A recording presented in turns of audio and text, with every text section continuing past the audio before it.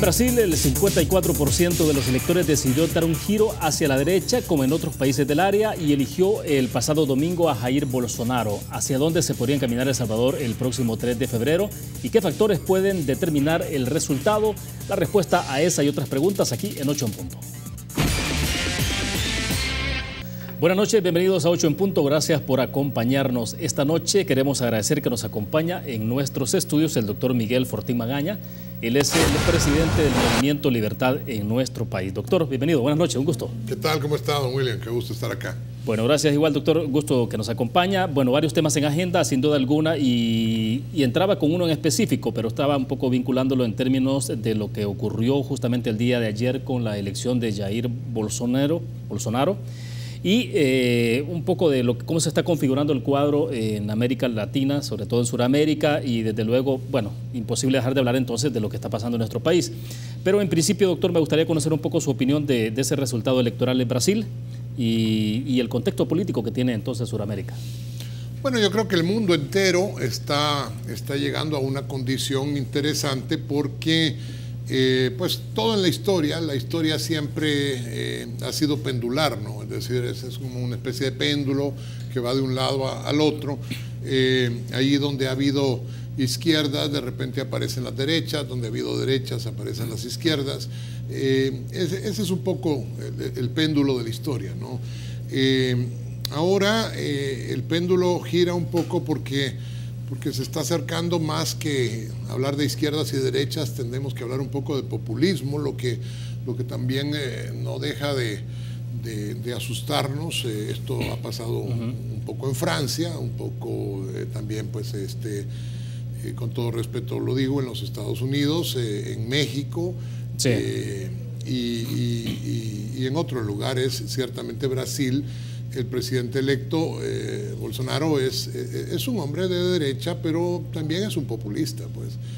O sea, populismo entendido sin una afiliación ideológica. Es que eso, licenciado, es el punto, pues. O sea, el populismo en el fondo no tiene una afiliación ideológica, ¿no? Es decir, claro que todos tenemos ideas y todas nuestras ideas se construyen y hay quien, por ejemplo, cree en el aborto, hay quien no cree en el aborto, hay quien cree en la familia, hay quien no cree en la familia, hay quien piensa que el Estado debe ser pequeño, hay quien piensa que el Estado debe ser superpoderoso, hay quien piensa que el Estado debe gobernar a todos los individuos y hay quien piensa que el Estado no debe meterse en nada. Estas son, digamos, las distintas posiciones, ¿verdad? Y entonces aparecen los conservaduristas, los liberales, los libertarios, los estos, los aquellos. Y ahí se va hablando de las izquierdas y de las derechas, ¿verdad? Bolsonaro es un militar que llega hasta el grado de capitán y se define como un conservador en pensamientos relativos a la familia, al aborto y a estas cosas.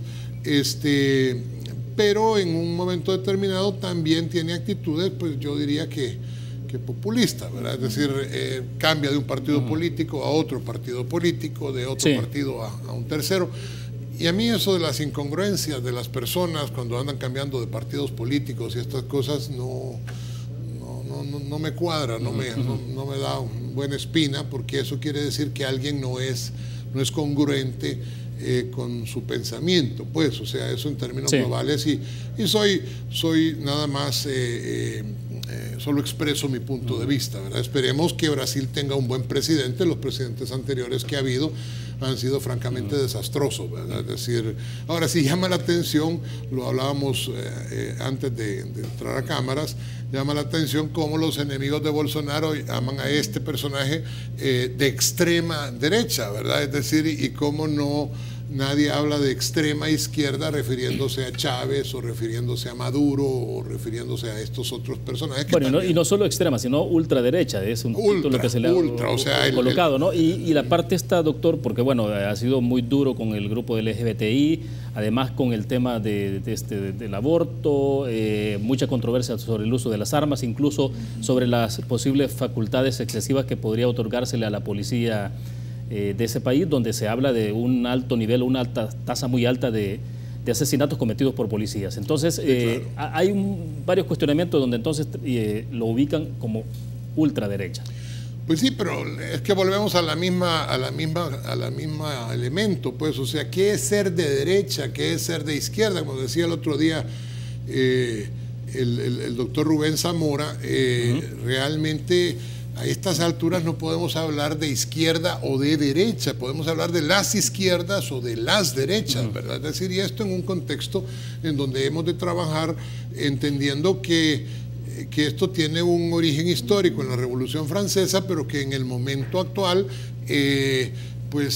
los que piensan, por ejemplo, y usted le pregunta a la gente de izquierda o que se autodefine como de izquierda, ¿qué es ser de izquierda? Ah, es la gente progresista que cree que hay que hacer un cambio en contra de la corrupción. Pregúntele a los de derecha o a los que se autodefinen como de derecha, ¿qué es ser de derecha? Y le van a decir exactamente lo mismo. Es ser gente progresista que cree que hay que ponerle un alto a la corrupción. Ahora, en países como el nuestro, en donde desafortunadamente,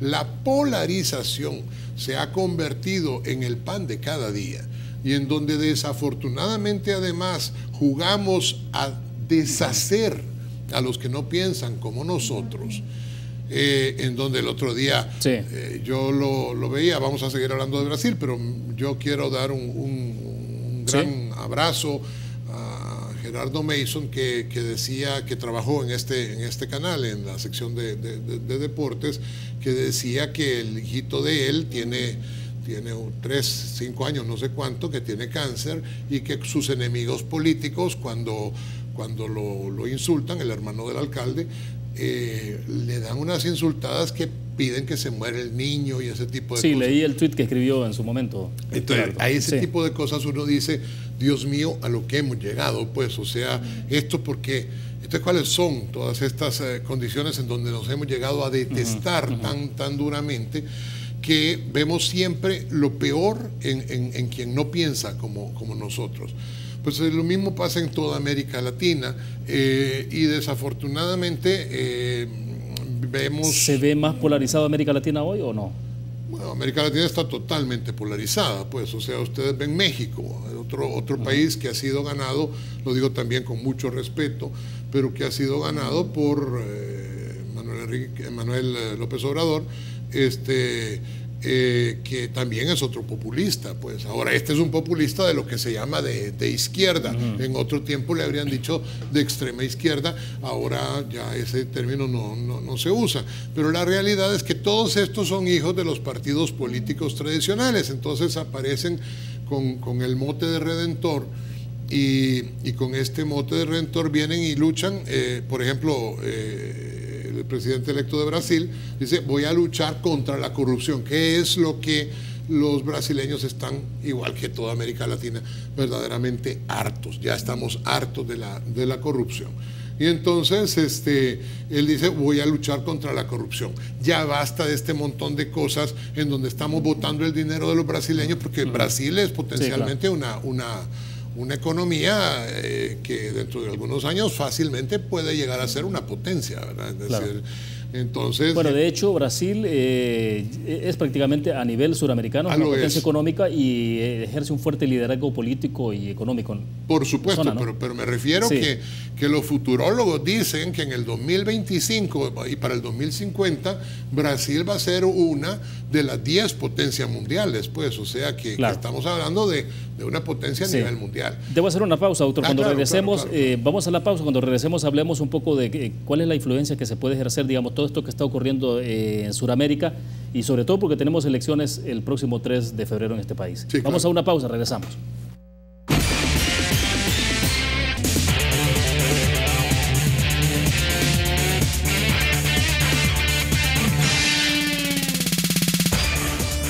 Banco Promérica cuenta con la garantía de rapidez en todas sus cajas, donde te atienden en 20 minutos o menos. Miguel Fortín Magaña, presidente del Movimiento Libertad, es nuestro invitado esta noche. Doctor, un poco, a ver si avanzamos en la conversación. Nos quedábamos en el tema de cómo puede impactar la elección reciente de Bolsonaro en Brasil, sobre Sudamérica y desde luego nosotros, ¿no? Porque hay que decirlo, ¿no? Quien lideró con mucha fuerza el Foro de Sao Paulo fue Brasil. Claro. En tanto ya hablábamos un poco de que Brasil es una potencia económica fuerte, con mucho liderazgo, con mucha presencia política en Sudamérica. Pero entonces, ¿cómo queda el Foro de Sao Paulo? ¿Cómo ve la izquierda entonces en el continente? Bueno, yo supongo que la izquierda estará muy de capa caída, pues, o sea, desde Telesur hasta todo lo que se desprendía y era sustentado por el Foro de San Pablo, realmente están muy decaídos, pues, o sea, y ahí es donde uno ve las incongruencias también de estas actitudes, ¿verdad? O sea, dice periódico, pues que yo aprecio mucho al director del periódico, dice, el periódico El Independiente, dice, la fe al servicio de la política, refiriéndose a Bolsonaro. Porque efectivamente, pues él ha sido un populista y se ha cambiado de religión, se ha cambiado de partido político y todo lo demás, pues. Pero también han ocupado la izquierda figuras emblemáticas como la de San Óscar Arnulfo Romero, pues ahí no ha habido problema en ocupar la fe al servicio de la política. Entonces esas son las incongruencias que desafortunadamente pasan en nuestro país. El Foro de San Pablo, si llega a salirse Brasil, que es uno de los grandes socios, realmente se va a quedar sin dinero. Y los otros socios están ya quebrados, pues, o sea, lo que es Venezuela y compañía, pues están totalmente quebrados. De manera que esto va a representar está representando ya un golpe durísimo para la izquierda latinoamericana y ciertamente para los gobiernos de extrema izquierda y de izquierda no democrática del continente o del subcontinente. Entonces esta situación está teniendo repercusiones ya en el resto del subcontinente. Las va a tener en Nicaragua, las está teniendo en Venezuela, en Bolivia y sin duda alguna también puede tenerlas en nuestro país, ¿verdad? Ahora nosotros estamos de cara a otros comicios en febrero del próximo año, que tiene sus propias características, que tiene sus propios populistas y que tiene también sus propios bemoles interesantes, ¿verdad? Bien, vamos a mostrar una lámina solo para cuestión de referencia y que nuestros amigos televidentes conozcan cuál fue el resultado electoral allá en Brasil.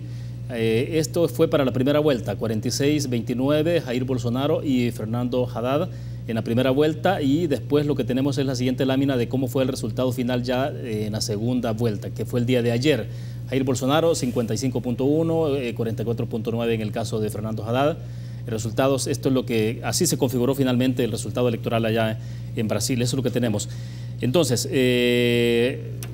usted sí, entonces ve más debilitado Foro Sao Paulo. Sin duda. En este análisis del péndulo, entonces la izquierda ahora sí más debilitada en el continente. Pues sí, como hay distintos péndulos en cada país, ¿verdad? Es decir, por ejemplo, en México ha llegado un populista de izquierda, ¿verdad? Es decir, aquí ha llegado un populista de derecha.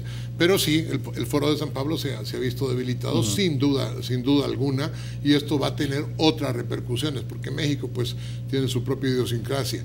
De manera que esto va a tener un peso específico, no solo en Sudamérica, también en Centroamérica y en las relaciones comerciales en todo el continente y el hemisferio. Por el otro lado, perdón, Bolsonaro pues ha dicho varias cosas, habrá que ver cuáles son promesas de campaña y cuáles realmente cumple. Por ejemplo, ha dicho que va a salir de las Naciones Unidas, ¿verdad? Es decir, yo no estoy seguro si esto va a ocurrir. Pero pues sí ha advertido que lo va a analizar, ¿verdad? Es decir, vamos a ver si eso pasa. Sí. De cualquier manera, la gran mayoría de los gobiernos latinoamericanos en este momento, digamos, si lo pudiéramos poner en los dos espectros, la gran mayoría están en el camino de las derechas y no en el camino de las izquierdas. Aunque ahora habría que hablar desde la otra óptica, más que de izquierdas y de derechas, tendríamos que estar hablando un poquito de gente honesta, y ese es el problema en nuestro país, que uno ve las nuevas alternativas, para no decir las nuevas ideas, y ve la misma corrupción de siempre, solo que disfrazada, pidiéndole que otros devuelvan lo que acaso tienen escondido detrás de los colores turquesa, en los colores anaranjados. Cualquier parecido con la realidad no es pura coincidencia, es pura realidad. Y a propósito, bueno, acá hay una pregunta de Víctor Díaz, se nos está escribiendo a través de la cuenta de Twitter. Él dice: ¿el Movimiento Libertad realizará algún debate de los candidatos presidenciales y cuál es su posición respecto a la campaña de desprestigio realizada por Gana y Arena? Dice. Bueno, a mí la campaña, al otro día vino el señor vicepresidente de la República en el foro de la ANEP, en el ENADE, y dijo que auguraba una campaña de altura. Yo francamente pues veo que el señor vicepresidente tiene muchas expectativas que yo desafortunadamente no comparto, pues porque... ¿Por qué no la ve en esa misma línea, en esa misma dirección? Porque hasta el día de hoy yo no he visto esa campaña de altura. Yo he visto una campaña de troles espantosa sobre todo este muchacho Bukele, que realmente se esconde de una manera cobardísima detrás de todo, ataca, insulta a través de otras personas y él se queda como que él no está diciendo nada. Yo no puedo estar, o sea, cuando alguien me pregunte ¿y por qué es tan duro con Bukele? Y la respuesta es porque yo sí soy totalmente congruente con lo que yo pienso. Soy totalmente congruente. Lo mismo acabo de decir que el presidente electo de Brasil es como se llama, un populista. ¿Y en qué niveles ve la incongruencia acá entonces, ya visto con nombre y apellido, con un candidato? Dígame el nombre y el apellido. O sea, estaba conversando usted el caso de Bukele. Es que el hombre no puede ser más incongruente, pues, o sea... Pero, por ejemplo, ¿cuáles nuevas ideas? Dígame qué nueva idea tiene este caballero. Dígame cuál es su nueva idea. Dígame cuál es su nueva propuesta.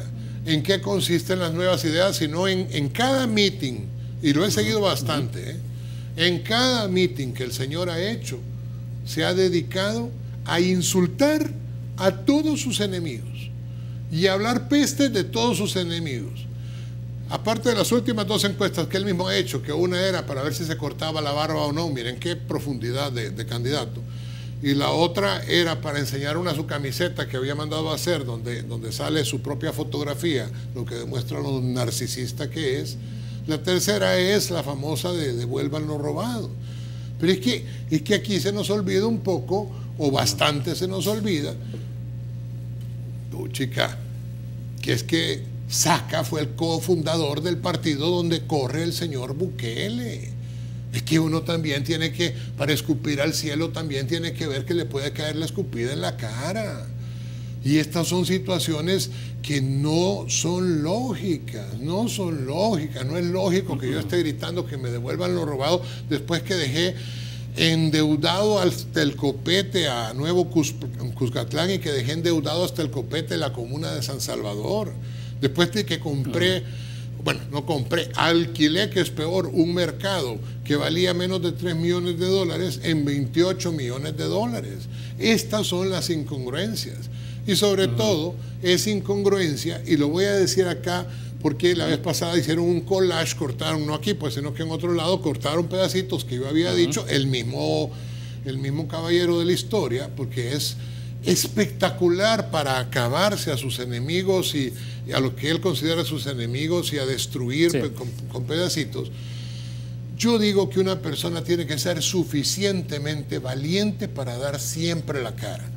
A estas alturas, este simple mortal que soy yo, tiene un carro seguidor que no es que yo lo esté pagando de seguridad mía, sino que supongo que el señor Bukele me lo ha puesto porque ando un carro para arriba y para abajo donde yo voy. Como si un carro como que fuese de seguridad. Un carro suya, viejo, o sea, no es un carro viejo, un Kia, que aquí tengo ¿cómo se llama? Sí, le tomó fotografía. Claro, es más, con la forma mía me bajé un día, en un momento determinado le dije yo no puedo manejar bien por un problema que tengo en la pierna, y le dije a mi motorista que por favor me parara. Me paré y le fui a tocar la ventana al carro y el tipo no me quería bajar la ventana. Le tomé fotografía ¿cómo se llama? La placa, le volví a tocar la ventana y me bajó la ventana de atrás con un polarizado color de espejo. Entonces me bajó hasta la mitad y le mandé a decir que si tenía algo que decirme, que le dijera al señor Bukele que me lo podía decir en la cara, porque yo siempre doy la cara y que me gustaría que él también diera la cara. Porque le encanta andar acusando a otras personas y él no da la cara. Esas son las cosas que me parecen incongruentes. Debo hacer una pausa. Cuando regresemos, le tomaron una fotografía y la subieron a redes sociales donde usted apareció en un restaurante con Eduardo. No, Eduardo, no, usted sigue diciendo Eduardo. Sí, Mauricio Interiano. Claro, por supuesto, si es mi amigo y estoy hablando con él como he hablado con todas las. Le lo explico un poco después. Claro, vamos a hacer una pequeña pausa. Regresamos, volvemos.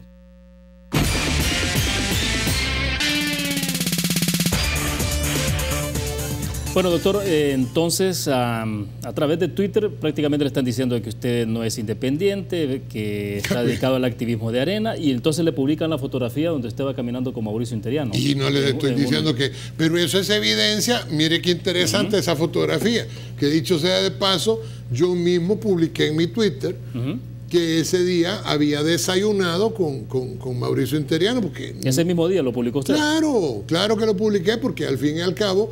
Es parte de lo que hace Libertad. Libertad lo que hace... y a propósito de lo que decía el otro caballero que nos preguntaba que si Libertad iba a tener debates, porque no me acuerdo si lo contesté. Nosotros ya tuvimos debates, invitamos a todos los partidos políticos, también van a encontrar fotografías. Bueno, estuvieron casi todas las fórmulas, excepto Nayib Bukele. Pues sí, porque ese tipo no cree en la democracia. Sí, que ¿Usted cree que por eso no asistió? Bueno, por eso hay 250,000 razones, porque este tipo, ¿cuántas veces le ha aceptado a usted aquí? No, acá no ha estado. Es decir, no va a ningún lado, solo va a los lugares en donde él cree que va a manejar las cosas. Y si él no maneja las cosas, calla a los entrevistadores y no sé cuántas cosas, y ahora ya va a hacer un subprograma en donde él y su camarilla de personas van a despotricar a Raimundo y todo el mundo, porque la democracia para él es él en el centro de la tierra, porque es un megalómano y es sumamente peligroso.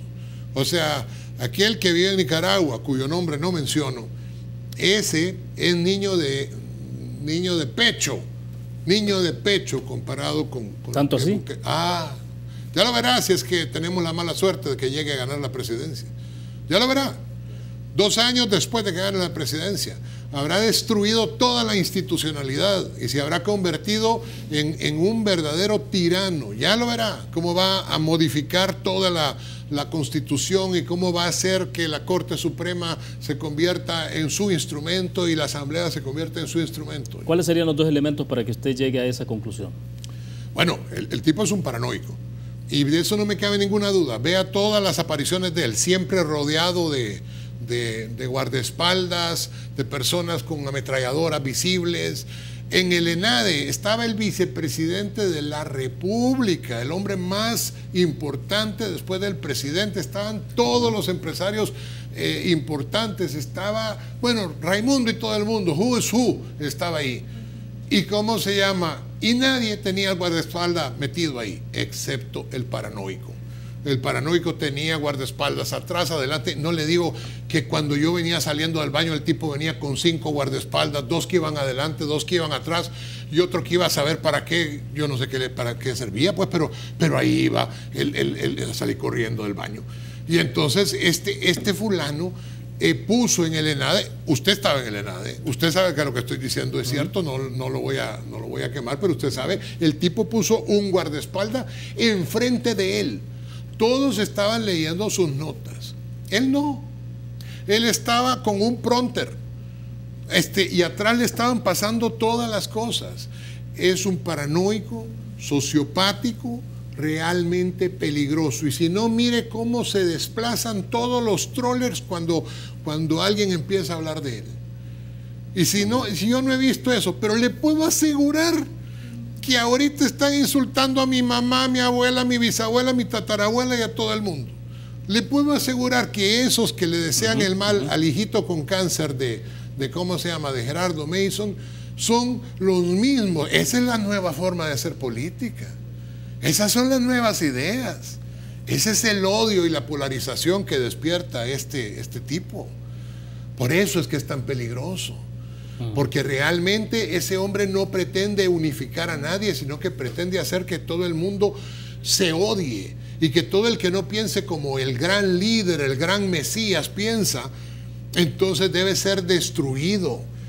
Y es a eso a lo que vamos. Entonces alguien me pregunta, ¿por qué yo soy tan crítico con él? Porque tengo no miedo, tengo pavor que el salvaje ese llegue a ser el presidente de mi país, porque es mi país junto con el que es el país de todos nosotros. Y porque eventualmente puede llegar a destruir a la república.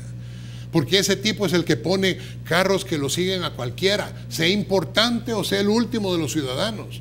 Esos mismos carros que se bajan cuando uno va a desayunar como cualquier otro mortal, sin ningún guardaespaldas, a una cafetería cualquiera con cualquier amigo. Porque nada debe, nada teme. Ya. Y entonces de ese carro toman fotografías y las hacen pasar como que fueran algo pecaminoso. Si yo estuviera haciendo algo malo, William, yo me iría a esconder a la quinta cueva como él y sus 40 ladrones hacen. Pero yo no lo hago así. Yo me voy a desayunar los huevos motuleños que me he comido siempre a donde yo quiero desayunar. ¿Y qué pasa? Que inmediatamente toman fotografías y las presentan como que hay algo perverso en esta cuestión. Eso no es así, William. Bueno, pero debo hacer una pausa. Cuando regresemos y cerramos entonces la entrevista, doctor, me explica, bueno, pero ¿qué está pasando con el resto de fuerzas políticas? O sea, claro. ¿Qué pasa con el caso del FMLN? ¿Qué pasa con el Partido Arena? Vamos a una pausa, regresamos. Claro.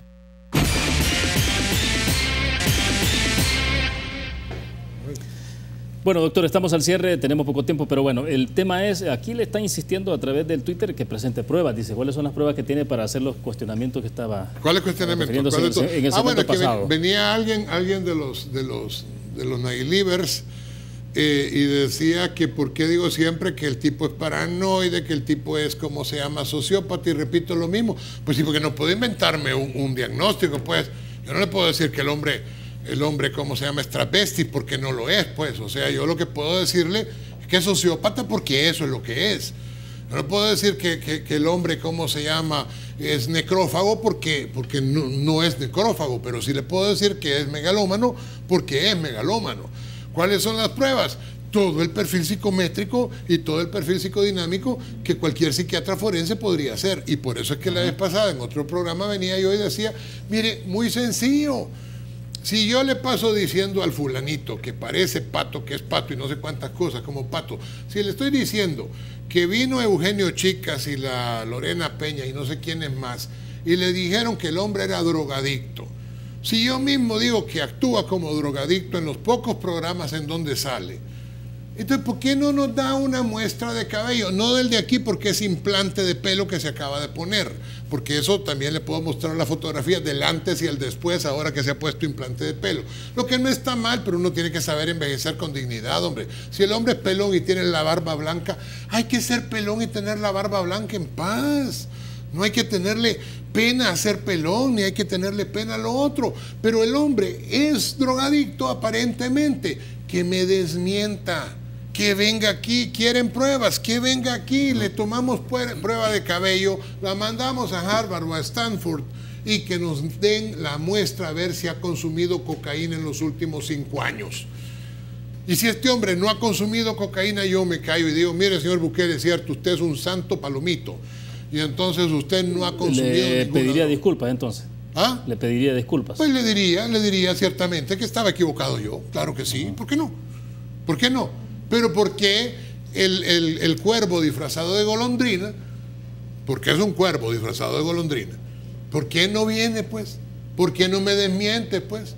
¿Por qué tiene que andar siguiendo a sus enemigos políticos con otras cosas? Si no es tan nuevas ideas, si no es tan demócrata. Entonces, ¿por qué no lo hace, pues? Aquí estoy yo. Aquí sin ninguna protección, sin ningún guardaespaldas alrededor, como el cobarde ese que suele esconderse detrás de todos los guardaespaldas. ¿A dónde está, señor Bukele, usted? ¿A dónde está? Esa es la diferencia entre alguien que es un valiente y alguien que es un cobarde. ¿Dónde está usted? Ese es Ahora, le decías, ¿y qué pasa con los demás partidos? Arena, el FMLN. Bueno, que yo creo que todos los partidos políticos es como si me hablara del vicepresidente o el candidato a la vicepresidencia de Nuevas Ideas, que es Félix Ulloa. Yo no tengo nada malo que decir de Félix Ulloa, porque es una persona normal. Entonces, si usted me pregunta qué tengo que decir del ingeniero Hugo Martínez, nada malo porque es una persona normal. ¿Y qué tengo que decir de Carlos Callejas? Nada malo porque es una persona normal. ¿Y qué tengo que decir de Josué Alvarado? Nada malo porque es una persona normal. ¿A ellos no les teme? No, si son personas normales, y le temo a este porque está loco. Le temo a este porque un loco se puede convertir en presidente de la República. Porque un adicto se puede convertir en presidente de la República. Y porque ya tuvimos a uno que estaba peor, creía yo, hasta que he visto toda la psicopatología de este, y ahora vive en Nicaragua y le hizo tanto daño al país que en este momento este fulano le puede hacer muchísimo más daño al país. Y si no, vean la respuesta de los seguidores de Bukele. No hay una sola persona que hable con cierta decencia. Son insultos tras insultos. No se trata de refutar una idea. Bueno, díganme en qué no es sociópata el hombre. Le estoy diciendo yo que es un sociópata, le estoy diciendo que es un paranoide y le estoy diciendo que es una persona megalománica. Le estoy diciendo que todas las características indican que es un adicto. Bueno, ¿hay una forma de desmentirme? Claro, que se haga un antidoping de pelo, no dentro de 4 o 5 meses cuando se ha hecho todo el trasplante de pelo y tenga pelo de saber de qué parte del cuerpo, sino que ahorita, antes de que se termine de hacer el trasplante de pelo. ¿Por qué no lo hace? ¿Por qué no lo hace? Y volvemos a la misma historia. Porque estamos delante de un mentiroso que se ha paseado, como dice el anuncio del otro partido, de partido en partido, diciendo que es de izquierda, extrema izquierda, pasando al centro, pasando al otro lado, y ahora está en Ghana. Y lo único que ha hecho es maquillar el color anaranjado por el color turquesa, y ahora como que no ha hecho nada. Si este hombre es la esencia de la falsedad. Bueno, se nos agotó el tiempo, doctor. Le agradecemos que haya estado con nosotros esta noche. Gracias. No lo vayan a regañar mucho los troles por haberme invitado. No, yo creo que a usted le están ahí haciendo alguna siempre invitación. Me insultan, eso ya es parte del calor. Bueno, gracias, doctor, por su participación. Gracias a ustedes que nos acompañaron. Nos vemos mañana siempre en 8 en punto. Se quedan con el Gráfico TV. Buenas noches.